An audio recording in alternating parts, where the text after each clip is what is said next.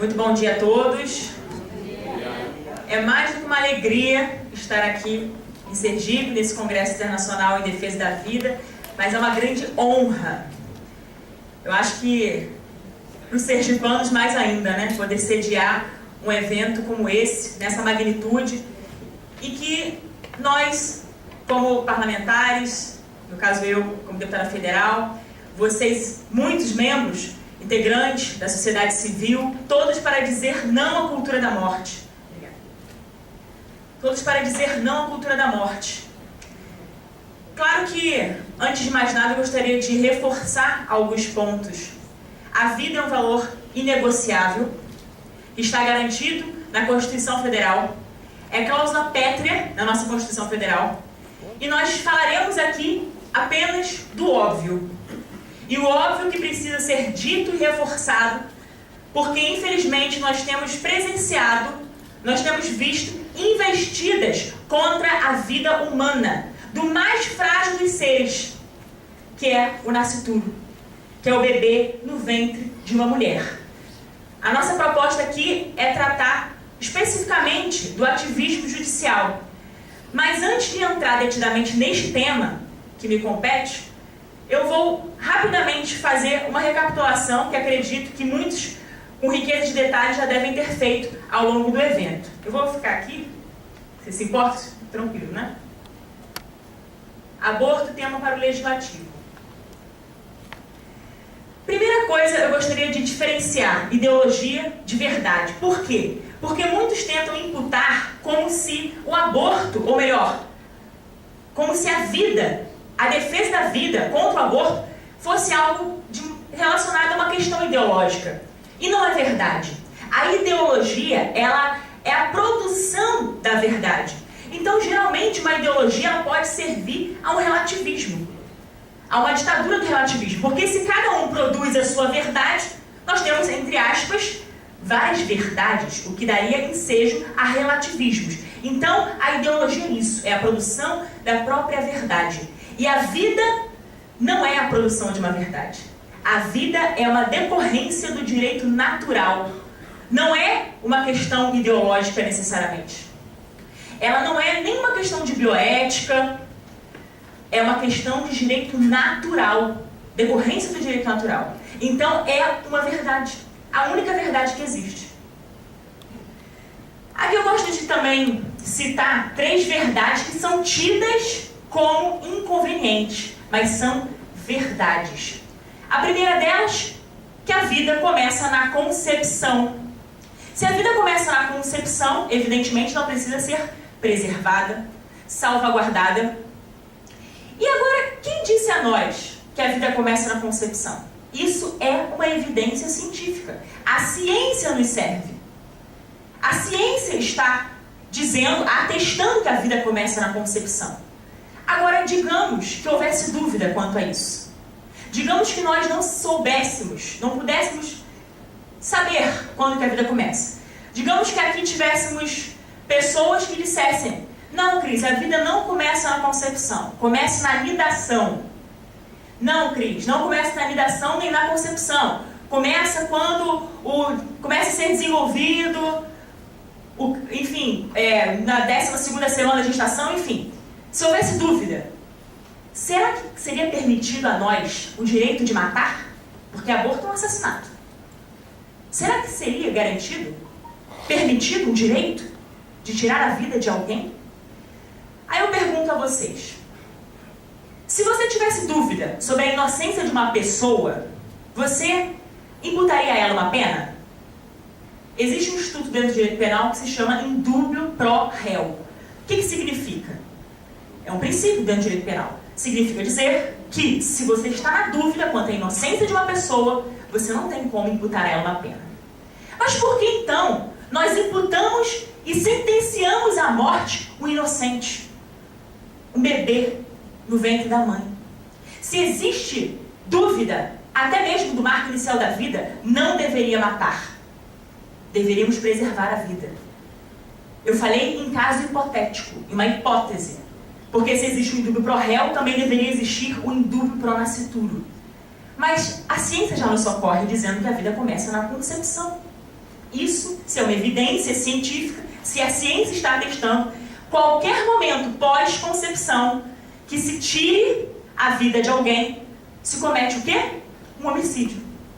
Então esta é a primeira verdade, que alguns colocam como inconveniente, porque não querem aceitar que a vida começa na concepção. A segunda verdade tida como inconveniente é de que o aborto é um eufemismo para assassinato. Tem pessoas que gostam de suavizar os termos. Porque você falar, é um assassinato, é algo que escandaliza a muitos. Mas o aborto é um assassinato. Eu acabei de dizer, se a vida começa na concepção, a qualquer momento que se for ceifada a vida dessa criança, é um assassinato, é um homicídio. A diferença é o momento da execução. Ocorre um homicídio extrauterino, que está tipificado no 121 do Código Penal. O que significa dizer? Se alguém tira a vida de outrem, está imputado, está esculpido no artigo 121, que é homicídio, é um crime de homicídio. E o aborto é o quê? O aborto é um homicídio intrauterino, portanto, o aborto é sim um eufemismo, uma forma de um termo suavizado, digamos assim, para dizer assassinato de bebês no ventre materno, o que difere ao momento da execução. E a terceira verdade tida como inconveniente é que o aborto não é um direito da mulher. É bem verdade que o movimento, ou melhor, alguns movimentos, dentre os quais os próprios movimentos feministas, tentam colocar o aborto como se fosse o direito da mulher. Como se o bebê fosse a extensão do corpo da mãe. E não há falácia maior do que essa. Sabe por quê? O que é a extensão do corpo de uma mulher? O meu cabelo é a extensão do meu corpo. As minhas unhas. Sim, isso é a extensão do meu corpo. Agora, o meu filho, um bebê no ventre materno, ele não é o meu corpo. E muito menos as minhas regras. Ele é um outro corpo e, portanto, são outras regras que devem regê-lo. Então não é um direito da mulher, até porque ninguém tem direito de matar. Salvo legítima defesa, de fato, que é uma excludente licitude. Mas nesse caso, não há legítima defesa, porque o bebê não vai, de modo algum, produzir nenhum mal para a mãe. É a mãe que muitas vezes causa o mal ao filho, matando o bebê no ventre materno. Pode parecer escandalizante, mas eu acho que nós precisamos falar desse óbvio. Precisamos falar a verdade. Sabe por quê? Porque durante muito tempo, ao longo desses últimos anos, existe um lobby muito forte pela legalização do aborto. Existe um lobby, essa tentativa, esses intentos de tentar legalizar o aborto em todas as esferas, aliás, em todas as situações. Na verdade, o aborto ele não pode ser permitido em nenhuma situação. Se nós somos pró-vida, nós temos que sê-lo por completo. Se nós concordamos que o aborto é um assassinato de bebês no ventre materno, por que nós vamos concordar, então, com esse assassinato em determinados casos, ainda que previsto no 128 do Código Penal? É algo a se pensar. Nós, se somos 100% pró-vida, nós temos que defender, melhor dizendo, a vida de forma inegociável. Porque do primeiro direito, que é o direito à vida humana, decorrem outros. Não há direito da mulher se não houver primeiro direito à vida. Não há direito à liberdade de expressão se não houver direito à vida. Não há nenhum direito se primeiro não for garantido o direito à vida. E isso é uma verdade que muitos negam. Por isso que eu disse que é uma verdade que muitos tentam imputar como inconveniente. Inconveniente para quem? Para muitos, não para nós. Nós temos um compromisso moral com a verdade. Isso, sem dúvida, é inegociável para nós. Agora sim, vamos tratar diretamente do tema que me cabe, que é o ativismo judicial. Não sei se muitos têm ciência aqui, acredito que sim, que existe como eu disse, um lobby pela legalização do aborto, pela promoção da cultura da morte. E diversas vezes tentaram pela via do legislativo, que nós vamos falar mais para frente. Mas quando eles não conseguem o que querem pela via do legislativo, eles recorrem ao judiciário. Então nós estamos percebendo uma usurpação de competência. Nós estamos percebendo um agigantamento do poder judiciário. Hoje eu ouso dizer um absolutismo do STF. Porque os ministros do STF hoje se acham deuses.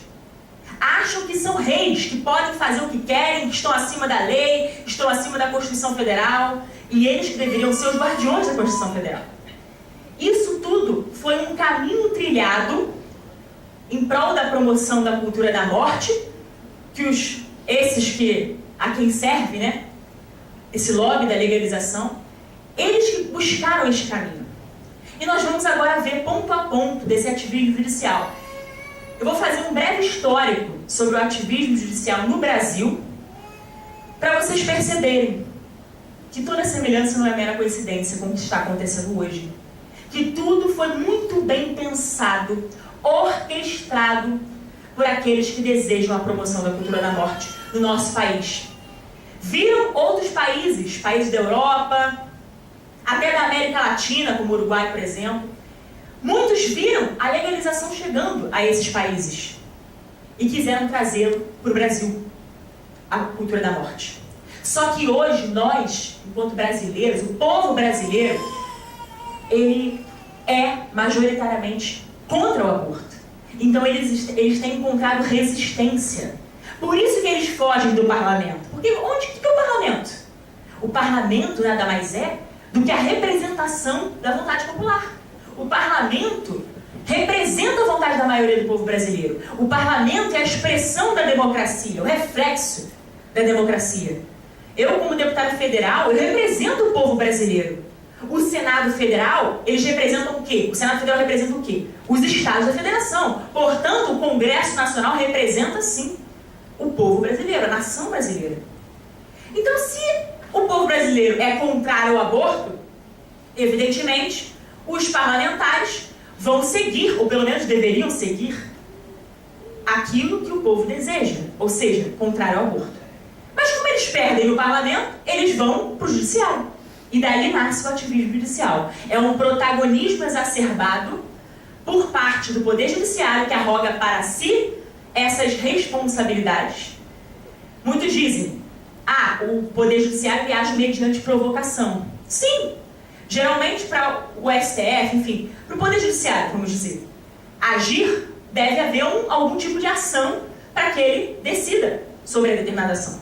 Só que a gente está percebendo, e a gente vai falar daqui, a semente que foi plantada na DPF 54, que muitos já ouviram falar, que é o aborto em caso de anencefalia, que foi permitido. Então eu vou ler para vocês, eu estou sem óculos, mas vamos ler.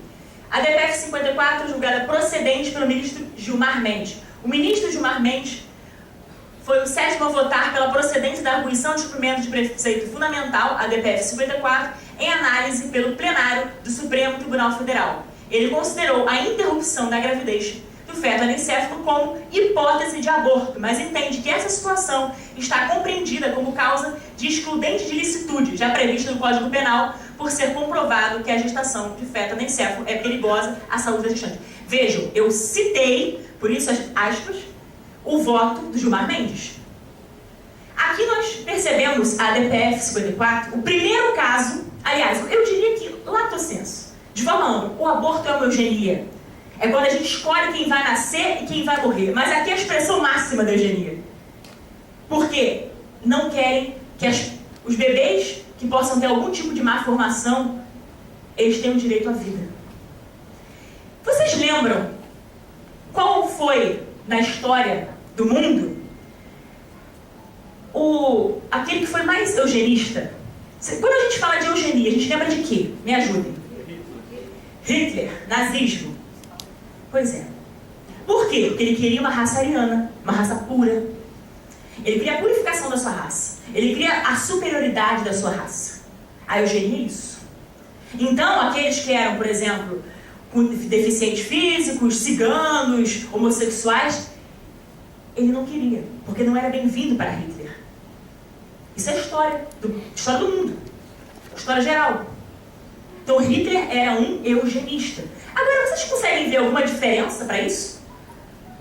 Basicamente, é como se alguém estivesse dizendo: aqueles que têm má formação não são bem-vindos. Não têm direito à vida. é ou não é uma eugenia? O que vocês acham? Então, se há essa hipótese, nós vamos ceifar a vida de alguém? Bom, se eu pegar então uma epidemia, se eu ficar doente, vocês podem me matar então. Porque eu não vou ser bem-vinda se eu tiver uma doença. É isso. A diferença é o momento da execução.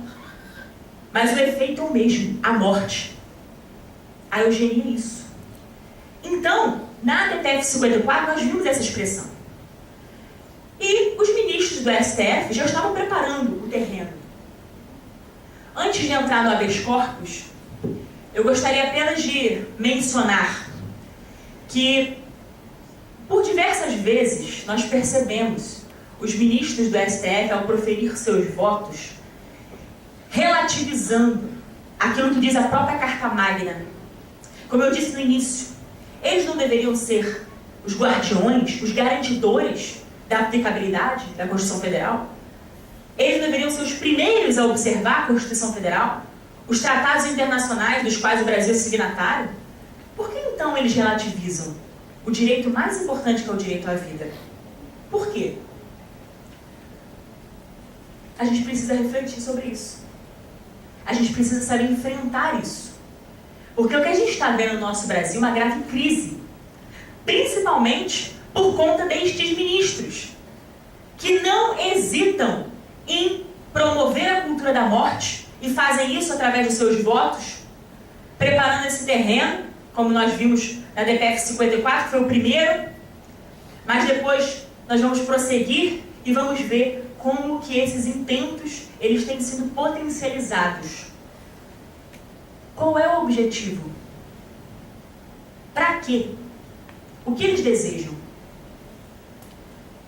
O objetivo dos ministros do STF em promover essa eugenia e arrogar para si essa responsabilidade, por isso, assumir esse protagonismo, é nada menos do que servir a fundações internacionais que já estavam pretendendo um controle populacional, um controle comportamental. Por que não?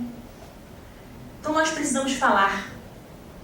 Nós precisamos não ter medo de falar a verdade. Sobre o habeas corpus. Depois do DPF nós tivemos o habeas corpus, de 29 de novembro de 2016. Habeas corpus 124.306. O que aconteceu? Houve a prisão preventiva de uma enfermeira e de uma equipe médica que promoveu um aborto e, na verdade, neste momento, a mulher, ela acabou morrendo. E como ela morreu, eles quiseram ocultar a morte da mulher, eles carbonizaram o corpo da mulher. Nós vimos ali neste caso, que aconteceu, como a gente disse, né, lá atrás, pouco depois da DPF 54, nós vimos essa enfermeira tendo sua prisão preventiva decretada. Mas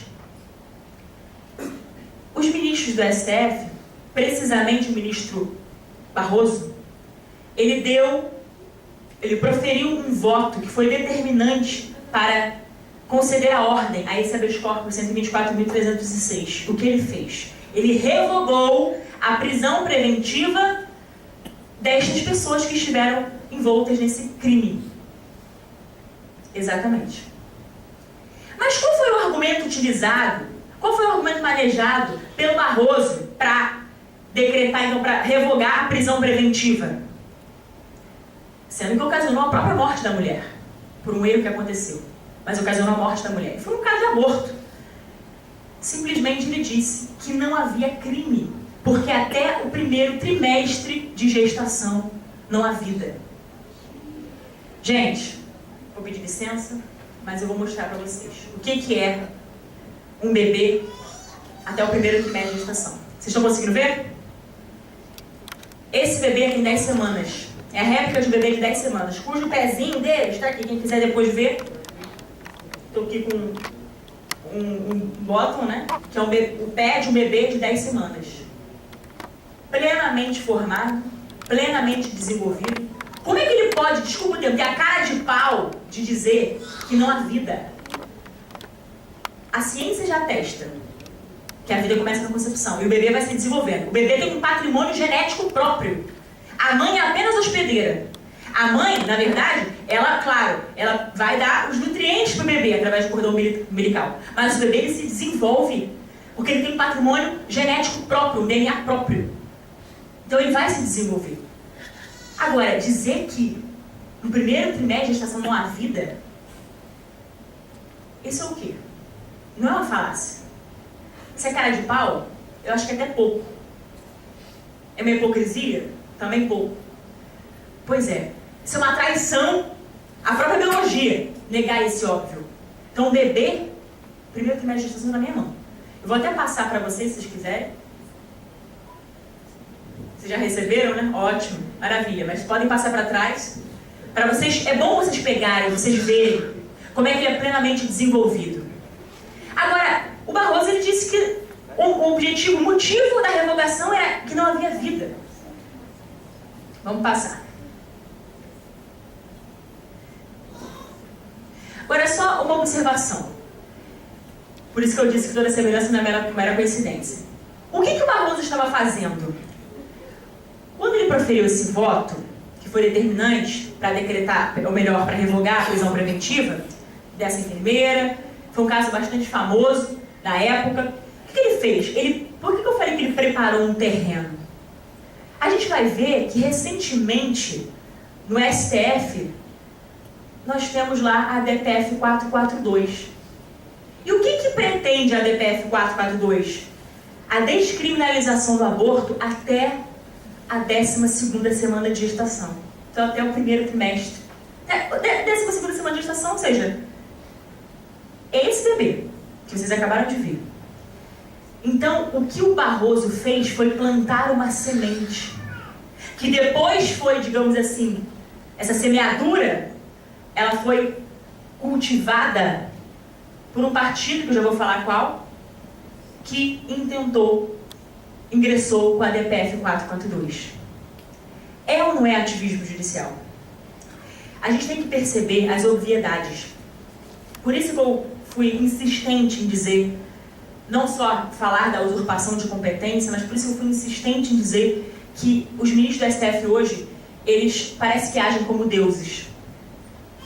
Quando o Barroso fez isso, como o Gilmar Mendes, na DPF 54, quando proferiu o seu voto, dizendo, não, olha, é uma excludente de licitude, relativizando o direito à vida, eles já estão, desculpa o termo, jogando para a plateia, como quem diz, olha só, pode vir outras ações, podem chegar outras ações que a gente vai votar, porque a gente é a favor disso.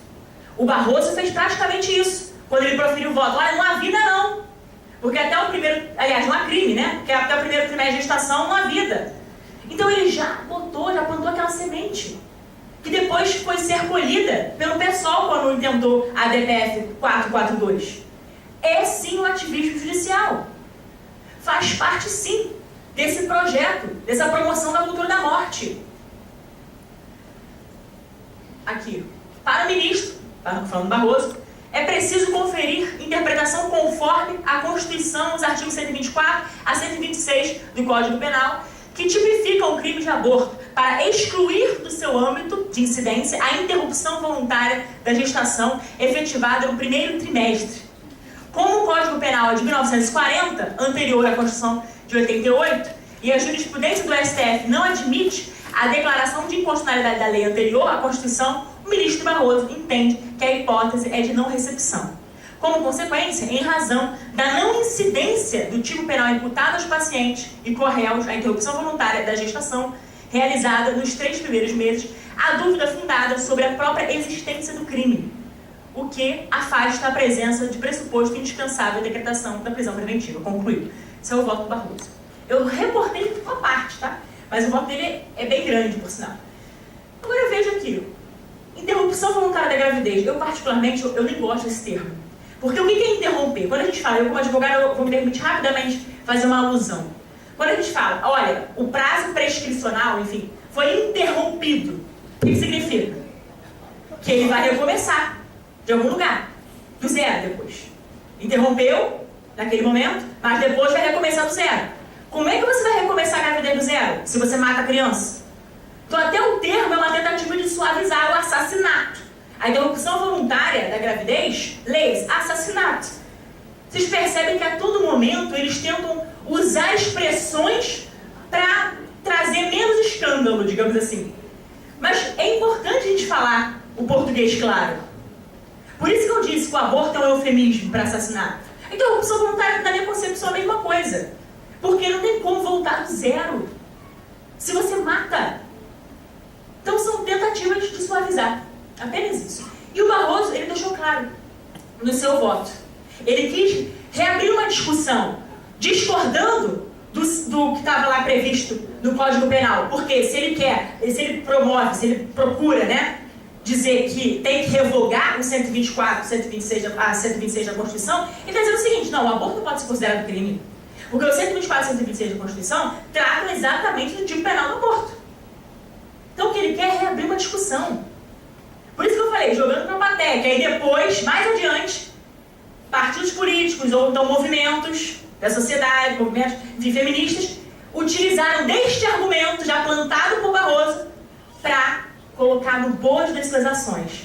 Não é muito curioso? Pois é. Mas foi isso que foi feito. Agora, vamos fazer uma reflexão também um pouquinho mais profunda. Vou parafrasear aqui o Barroso nesse momento. Ele falou que a Constituição Federal é de quando? 1988. De quando que é o Código Penal? Quando foi editado? 1940. Então, de fato, o Código Penal, ele é bem anterior à Constituição Federal. Agora vejam, se não é um contrassenso. O Código Penal, ele foi ou não foi recepcionado pela Constituição Federal? O que vocês acham? Supostamente foi. Tanto que está lá, vigendo na sua integralidade. Eu, sinceramente, acho que o 128 não deveria estar lá. Porque fere a cláusula pétrea do direito à vida. O artigo 5º da Constituição Federal. O artigo 5º, a Assembleia Constituinte, na época, né, 87/88, quando houve a Assembleia, eles discutiram ali. Tanto que a própria sociedade, enfim, que já obviamente era contra o aborto, eles resolveram dizer: olha, de fato, o aborto é crime no Brasil, fato. O aborto é crime. Agora, entre aspas, é como se tivessem aberto um precedente para o aborto em caso de estupro e caso de risco de vida da mulher. Então eles recepcionaram integralmente o Código Penal. Mas, desculpa o que eu vou falar, para mim é esquizofrenia, por um lado. Porque o 128 não deveria estar lá. Porque se o direito à vida da Constituição, na Constituição Federal está garantido no artigo 5º, se trata da inviolabilidade do direito à vida, deveria ser de todas as pessoas, independente do caso. Agora, pergunto a vocês, o aborto é crime em todos os casos? Existe aborto legal no Brasil? Sim ou não? Aborto legal no Brasil não existe. Desculpa a franqueza e a expressão, isso é a história da carochinha. Mais uma vez, certos grupos tentando fazer com que nós sejamos suavizados com os termos. Aborto legal não existe. Explico. Código Penal, 1940, imputou aborto como crime. Salvo no 128, está lá. Caso de risco de vida da mulher, caso de estupro. E depois a DPF 54 permite o aborto em caso de anencefalia. No entanto, como está disposto no artigo 128? Não se pune o aborto nesses casos. Agora, continua ou não continua sendo crime? Continua. Apenas não há pena, portanto, é uma excludente de punibilidade. Mas continua sendo crime. Não vai ser imputada a mulher que o fizer a pena prevista do crime do aborto. Porém, continua sendo crime. Só há uma despenalização. Então, aqui nós precisamos saber diferenciar despenalização, que é quando não é imputada a pena, de descriminalização, que é quando não há crime. Continua havendo crime. Então eu, sinceramente, quando eu falei para vocês que eu discordo dessa recepcionalidade, digamos assim, da recepção do Código Penal integralmente, é porque existe lá. Então quer dizer que a vida é menos importante no caso de estupro? Quer dizer, então, por exemplo, a mulher... Preste atenção no que eu vou dizer, pelo amor de Deus. Eu não estou defendendo, de modo algum, a violência, ou melhor, a violação ao crime, né, no caso, da liberdade, contra a liberdade sexual da mulher, de modo algum. Como que a gente combate o estupro? Com certeza não é com aborto. Qualquer circunstância. Qualquer circunstância. Porque se a gente está dizendo que a vida é um valor inegociável, que a vida humana, ela é importantíssima, e começa na concepção, nós já podemos relativizar o aborto em certos casos. Nem mesmo o estupro. Sabe por quê? Porque se a gente permite isso, a gente está dizendo assim, implicitamente, olha, a vida humana do bebê é tão importante quanto a da mãe, mas no caso de estupro, não. A vida da mãe é mais importante. Vocês acham que isso faz sentido? Ambos são importantes, a vida da mãe e a vida do bebê. Então não podemos aceitar esse discurso. Eu sei também que há pessoas que superinflacionam os números, que manipulam. Vocês sabiam? O Dr. Rafael Câmara, estou vendo que está ali, ele é médico, ele inclusive pode confirmar o que eu estou dizendo. A quantidade homérica de mulheres que chegam até o hospital dizendo, fui estuprada. Mas não se exige nenhuma prova. Não exige-se nenhum tipo, por exemplo, de corpo de delito, registro. Como não se exige, a mulher muitas vezes mente só para, digamos assim, não vou nem dizer que tem direito, para mim não é direito, mas enfim, para abortar, para realizar o procedimento. Isso é uma portaria. Inclusive, se Deus quiser, você falou sobre isso ontem? Na sexta-feira, quinta-feira eu falei com isso, a própria ministra falou que ligou, inclusive, na minha frente com o Mandetta. Eu acho que ontem foi já colocada uma portaria contra a violência obstétrica, que é o termo de aborteira. Eu acho que aquela mulher que está lá, ela está sendo forçada a acabar com essa portaria. Eu acho que vai ser muito breve isso. Muito obrigada, glória a Deus. Agora veja, por que a gente está pressionando para que essa portaria caia? Porque muitos morrem, muitos bebês morrem, são assassinados, ou seja, muitas mulheres promovem o aborto por mentira, promovendo mentira. Agora vejam, nos outros casos, nos casos que de fato a mulher foi estuprada, a mulher ela precisa de uma assistência integral. Nós nos preocupamos sim com a dignidade de todas as pessoas. Inclusive, eu faço até um paralelo aqui. A ministra Damares, eu ouço dizer que no Brasil, eu acho que é a primeira vez que eu consigo ver, pelo menos no tempo da minha existência, eu tenho 27 anos, desde que eu nasci até o presente momento, pelo menos, eu acho que é a primeira ministra dos direitos humanos que realmente se preocupa com os direitos humanos de todos os seres humanos. Todos. Não apenas os nascidos, os não nascidos também. Tem gente que esquece os não nascidos. Mas nós temos que ser a voz desses não nascidos. Nós estamos aqui para lutar por eles.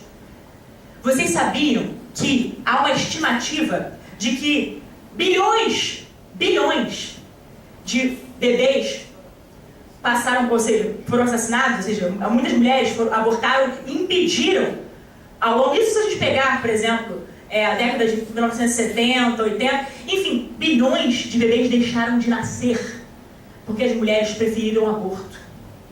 Isso é ou não é um controle populacional? Agora o Brasil está em crise, né? Crise em que sentido? O Brasil está com a taxa de natalidade baixa. O aborto vai ajudar nisso? O aborto continua, ajuda sim para permanecer baixo. Mas o aborto tem que ser inconcebível, em qualquer caso. Então as mulheres muitas vezes optam pelo aborto. E mentem quando chegam perante o médico dizendo que foram estuprados para que, entre aspas, possam se valer disso. Do aborto tipificado no 128 e assim não haja pena. Mas insisto com vocês. A gente precisa defender a vida em todos os casos, em qualquer circunstância, em qualquer situação. A DIN 5581, eu acho que essa talvez tenha sido a mais falada, porque o julgamento está marcado bem próximo, dia 22 de maio, está marcado o julgamento lá no STF, que é o aborto em caso de Zika. De novo, a gente vê a eugenia. Antes, na DPF 54, a gente viu, olha, os bebês com má formação, eles não podem ter direito à vida. Permitiram o aborto em caso de Zika. Aí, mais adiante, em 2016, vem a ADIM, né, Ação Direta de Constitucionalidade, 5581, que foi mais falada aqui, acredito eu, dizendo o seguinte, não, as mulheres infectadas pelo vírus Zika elas podem e devem ter o aborto legalizado nestes casos. Eugenia. De novo, eugenia. Agora, eu não vou ser exaustiva nesse tópico, porque eu sei que pessoas que me antecederam, especialmente ontem, anteontem, já com certeza falaram com muito mais propriedade, inclusive do ponto de vista médico, que não há qualquer relação. O Dr. Rafael Câmara, numa oportunidade que eu tive de assistir a palestra dele, ele disse: quantos por cento mesmo de relação, Dr. Rafael? Menos de 5%, supostamente tem. Ou seja, né, como é que se vai legalizar o aborto, neste caso, se sinceramente não há relação? E o diagnóstico muitas vezes é bem posterior. Nunca se pode pensar no direito de matar. Volto a dizer, se for assim, quando eu pegar uma gripe, me matem. Melhor. Ou então, quando a mulher pegar uma gripe daqui a pouco, ela vai ser autorizada a abortar. Qualquer caso vai ser previsto, então, o aborto. O que eles querem, o intento deles aqui, não é outro senão alargar a cultura da morte.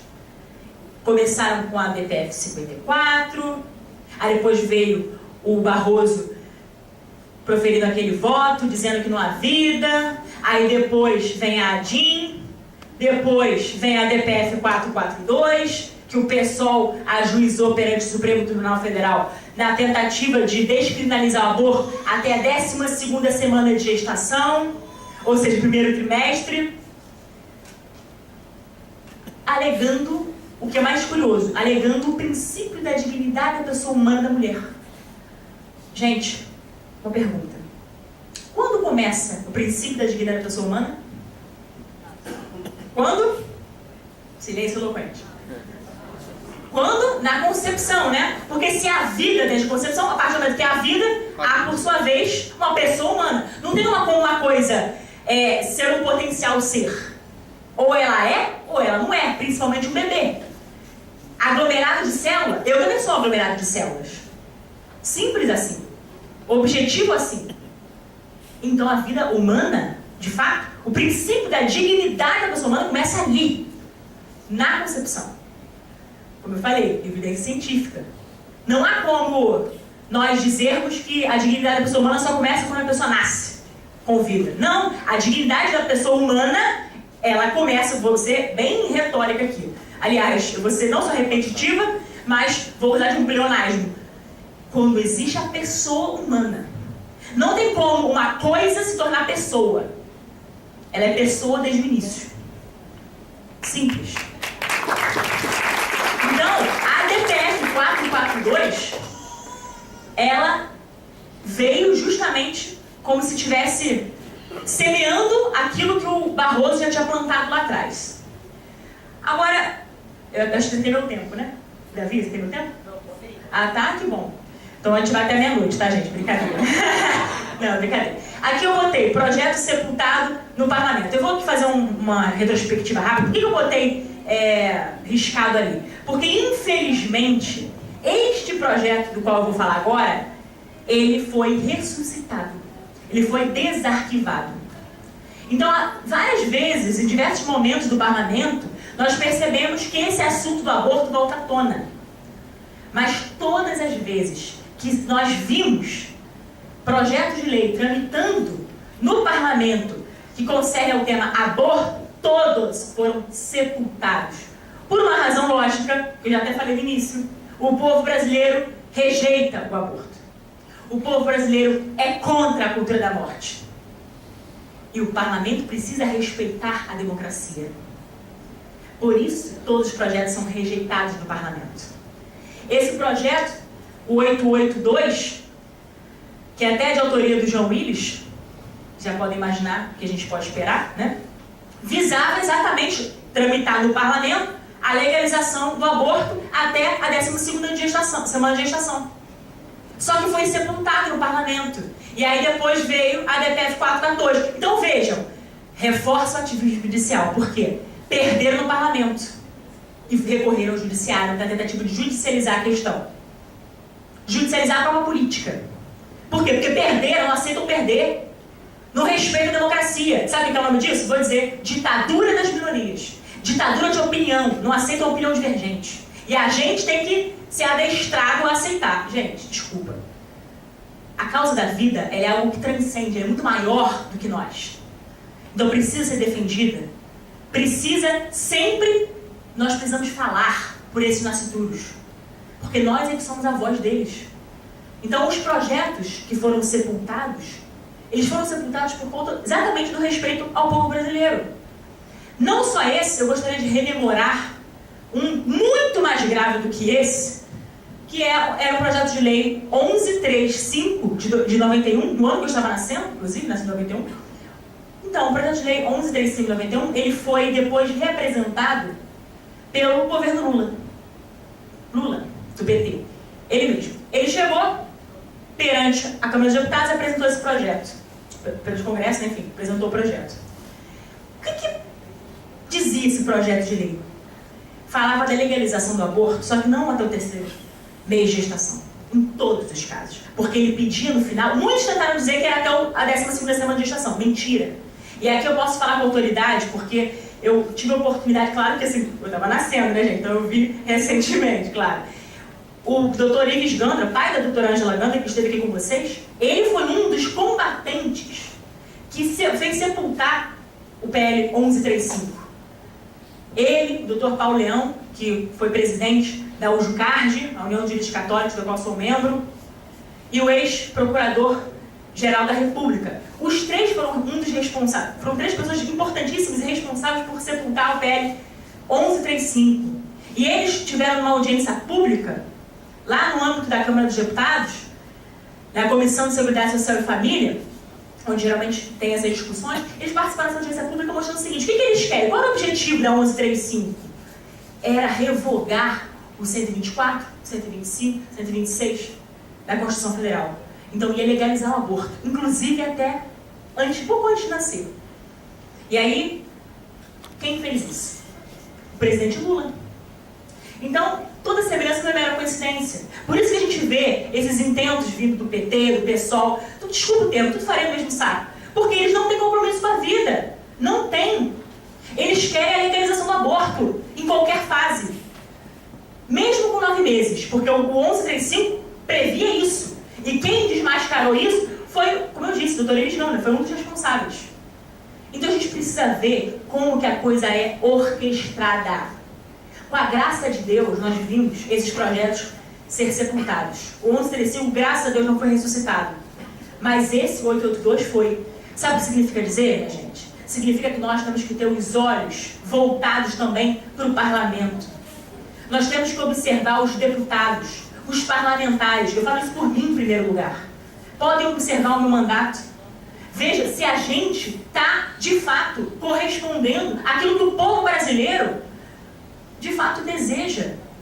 Não estou falando isso por mim, estou falando porque de fato a gente precisa sepultar isso de novo.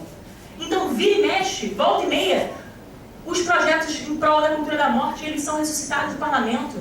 E o povo vai, insiste, dizendo não quero, não quero, não quero. Então a gente tem que aumentar a nossa voz, a gente precisa ir para o enfrentamento. E o pior, que a gente de novo, agora vê que a gente tem um outro inimigo, que é o ativismo judicial, é a usurpação de competência, que agora tem sido levado a efeito pelo STF. É um poder judiciário que não está respeitando o espaço democrático do parlamento. Eu não estou falando isso porque eu sou parlamentar, estou falando isso como cidadã brasileira. E antes de qualquer coisa, como defensora exímia da vida. A gente precisa se atentar a isso. Sabe por quê? Porque senão as coisas acontecem na surdina, às escondidas. Essa ADIM, essa ADI 5581, que está com o julgamento marcado, a gente não quer o julgamento por um motivo óbvio. Por quê? Primeiro, a gente já viu que o espaço democrático para discussão é o parlamento. O aborto é tema, aí sim, de fato, meu tema, o objeto aparece de olho. O aborto é tema para onde? O aborto é tema para o legislativo, não é tema para o judiciário. O judiciário não pode, numa canetada, decidir sobre a matança de bebês no ventre materno. Não pode.